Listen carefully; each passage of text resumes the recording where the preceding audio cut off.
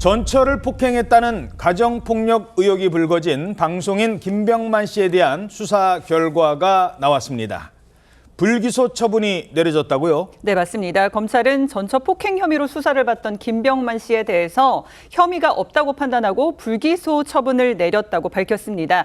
다만 검찰 관계자는요, 자세한 사건 내용이나 불기소 판단 이유에 대해서는 밝힐 수가 없다고 말을 아꼈습니다. 이 사건이 진행된 과정이요, 김병만 씨의 전처가 앞서 시사저널에 폭행 피해를 주장하면서 사진을 공개했습니다. 전처 측에서 공개한 사진을 보면 신체 곳곳에 멍 자국이 남아 있고요. 싱크대 부근에는 접시가 깨져 있기도 했고 그랬는데, 김병만 씨의 전처는 이 사진을 공개하면서 머리채를 잡고 발로 차는 등 김병만 씨에게 폭행을 당했다고 주장했습니다. 다만 김병만 씨는 이에 대해서 전처가 폭력을 당했다고 그렇게 주장했던 그날에 김 씨는 해외에 나가 있었다고 주장을 하고 있거든요. 이렇게 지금 양측 입장이 첨예하게 엇갈리고 있는 상황입니다. 잠깐만요, 박승배 변호사님. 이렇게 폭력을 당했다고 고소를 하려면 내가 언제쯤 대충 맞았던 것 같아요, 맞았어요 라고 해서는 안 되는군요. 날짜를 정확하게 지정을 해야 되는 거군요. 날짜를 어느 정도 지정을 해야 하고, 그 지정의 정도가 시간, 장소까지는 아니라고 하더라도 장소 이외에 어느 정도 그 달의 초순, 중순, 말경 정도는 지정을 해주어야 합니다. 그렇지 않고 예를 들어 몇 년도 수준이라든지 어떤 연도의 상반기, 하반기 수준만 가지고는 공소 사실을 특정하지 못합니다. 그와 같이 고소에서는 피의자 측이 알리바이를 주장할 가능성도 상당히 높고, 전반적인 사건에 관한 증거가 불충분해서 불기소될 가능성이 매우 높아지게 됩니다. 그렇군요. 그래서 아마 전처가 언제 맞았다라고 했는데 날짜를 봤더니 김병만 씨는 그때 해외 출장 가 있었다는 겁니다. 자, 이러면서 이제 김병만 씨도 반격에 나서고 있어요. 전처가 금전 문제 때문에 폭행을 주장하고 있다, 이런 입장이라고요? 그렇습니다. 이제 김병만 씨가 지난 10년 동안 이 결혼 생활을 하는 동안 번 돈이 한 125억이 된다 그래요. 근데 세금을 44억을 냈고, 또 이 전처가 한 10년 동안 30억 원의 생활비를 썼다 그래요. 그래도 또 돈이 한 50억 남지 않습니까? 이것에 대해서 지난 5월에 이 대법원에서 김병만이 75%의 재산을 가져라, 전처는 25%를 가져라. 그리고 이제 나중에 얘기하겠지만 보험 같은 것도 다 이 보험인을 김병만으로 바꿔라.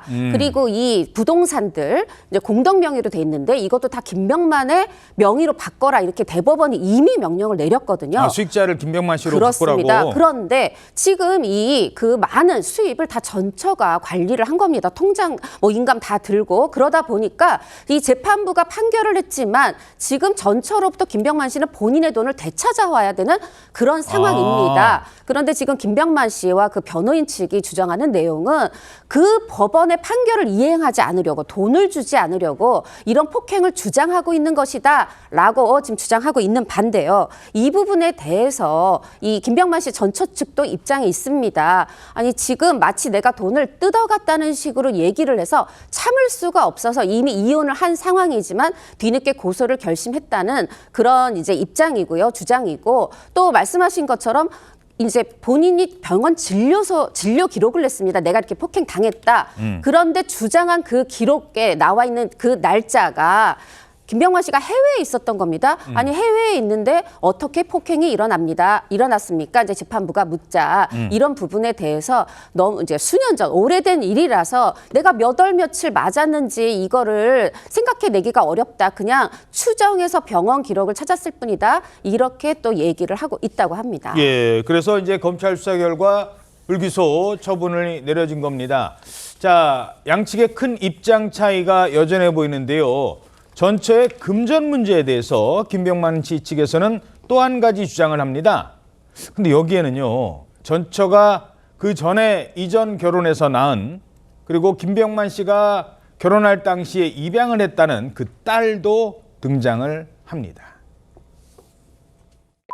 씨가 전 결혼해서 있었던 그 딸이었고, 그리고 이제 입양을 하게 됐는데 불가피하게 저희가 이혼 소송을 진행하면서 파양 소송도 같이 진행을 했었던 거예요. 따님분은 그 성인이 돼서 지금 대학생이고, 그리고 이제 병만 씨도 다시 결혼을 하실 수도 있고 자녀를 낳으실 수도 있는데 그런 미래를 생각하셔가지고 좀 정리를 하고 싶었던 것 같습니다.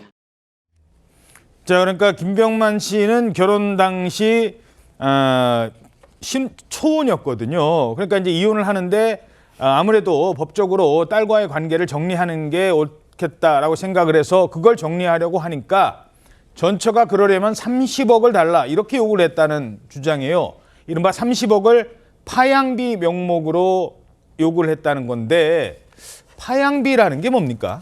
사실 김병만 씨와 딸의 관계가 돈독한 것으로 알려져 있는데 김병만 씨가 전처와 이혼 소송을 진행하는 과정에서 연을 아주 끊고 싶었는지 파양 소송도 같이 제기합니다. 그런데 결과적으로는 딸이 파양을 원치 않아서 김병만 씨는 파양 소송에서는 패소하게 됩니다. 이와 관련해서 김병만 씨 측 주장은 전처 측이 딸을 파양하고 싶거든 돈을 달라고 요구했고 그 요구 금액이 30억 원에 이른다는 것입니다. 예. 자, 김병만 씨 전처 측 입장도 들어보죠. 어떤 입장입니까? 전처가 시사저널지하고 인터뷰를 했거든요. 거기서 뭐라고 그랬냐면 나는 파양비를 요구한 사실 자체가 없다라고 하면서 돈이 문제가 아니라 파양을 할 생각이 없었기 때문에 돈을 요구하지 않았다라고 말을 했고 그다음에 30억이란 말이 도대체 어디서 나오는지 모르겠다. 이거는 엄마가 돈 때문에 파양 협상을 한다라는 식으로 김병만 측에서 언론 플레이를 하고 있다고 생각한다라고 주장했습니다. 예. 근데 거기에 대해서 김병만 씨 그 변호인 측에서 입장을 또 밝혔는데 뭐라고 그랬냐면 전처의 변호인이 보낸 조정안에 김병만 씨가 전처로부터 받아야 하는 돈을 모두 포기하는 조건으로 파양에 동의한다라는 내용이 담겨 있었다라고 하면서 그 받아야 되는 돈의 액수가 30억 규모였기 때문에 우리가 30억이라고 얘기를 한 것이다. 그렇게 주장했습니다. 아, 내가 줘야 될 돈 30억 안 받는 조건으로 하니까 그 돈이 30억이었다는 그렇습니다. 거군요. 자, 양측의 입장이 이렇게 사안마다 갈리는데요. 김병만 측에서 또 이런 주장이 나와요. 자신도 모르는 사이에 가입됐다는 그 많은 보험들, 생명보험들.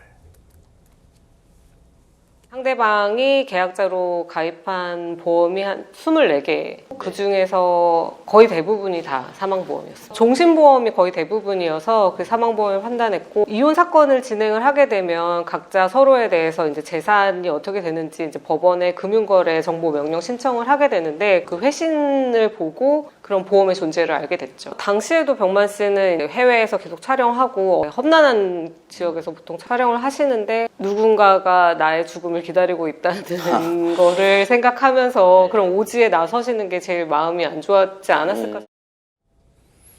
자, 이러자 또 전처 측에서 김병만 씨가 보험 가입에 동의했었다.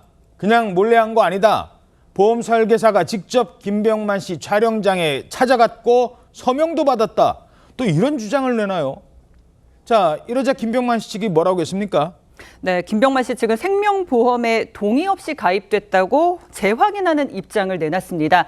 먼저 김병만 씨의 전처는 어떤 입장이었냐면요. 동의 없이 가입하는 게 법적으로 불가능하다. 이 설계사와 함께 김병만 씨를 만나서 보험 가입 내용에 대해서 충분히 설명하고 자필 서명을 직접 받았다. 설계사가 쓴 사실 확인서도 있다고 주장을 합니다. 그러자 김병만 씨 측에서는 보험은 인감 도장과 신분증이 있으면 위임장만으로 이 서면 동의가 가능하다면서요. 사실 확인서를 썼다는 그 담당 보험 설계사는 징계를 받고 지금 보험도 다 해약될 상황이다면서 내용 진위를 믿을 수가 없다고 주장을 합니다. 그러면서 김병만 씨 측은 만약에 그렇게 결백하다면 보험 계약 해지 보험금을 보내달라. 보험 계약을 해지했는데 아직도 돈을 보내주지 않고 있다고 주장합니다.